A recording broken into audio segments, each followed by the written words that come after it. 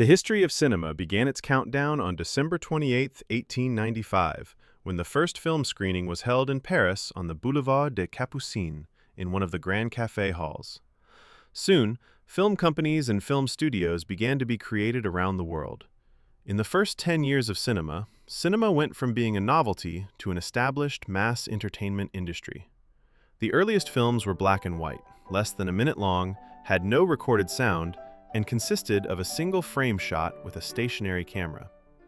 Cinema has evolved over the years with the advent of editing, camera movement, and other cinematic techniques.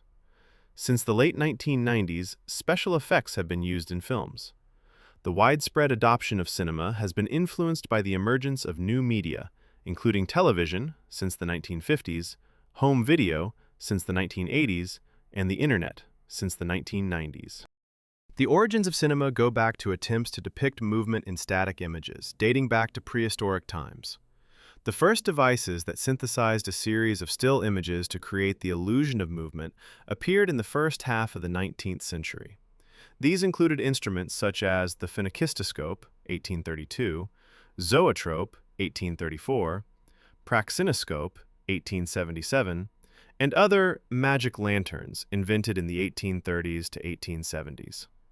These mechanical devices demonstrated the simplest animated scenes, marking the beginning of the development of animated films.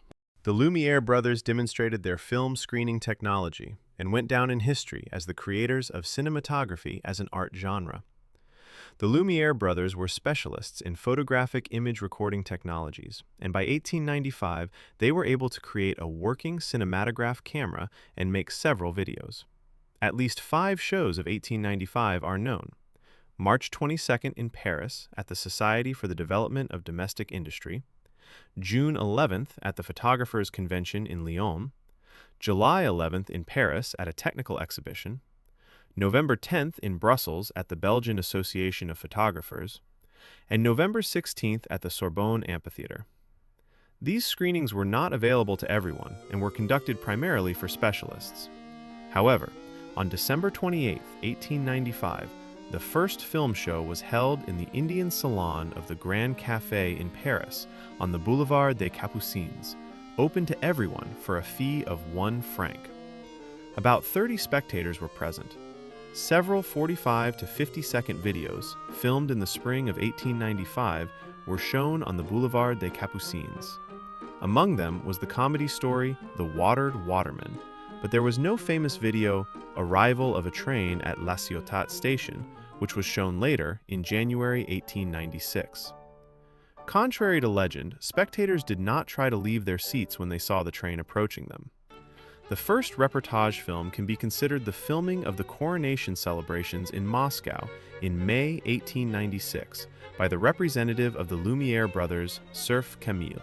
The importance of the Lumière's work was that their technology made it possible to film not in special rooms, but in any place, including on the street. Quickly prepare a film for viewing and show it not to one viewer, but to the whole hall. The Frenchman, Georges Méliès, and the American, David Griffith, made major contributions to the development of early cinema. Méliès founded the first film studio as a separate enterprise, where he developed special effects technologies and produced the first science fiction film and the first horror film. Griffith developed the concept of the close-up and became the founder of Hollywood directing, creating the classic shot-shot scene sequence scheme. In Europe, before the First World War, the Parisian film studio of the Pathé brothers dominated, and in the United States, the center of the film industry was initially New York. However, in the 1910s, more and more studios moved to the Los Angeles suburb of Hollywood, where there were good conditions for location shooting, lots of sunshine and rare precipitation.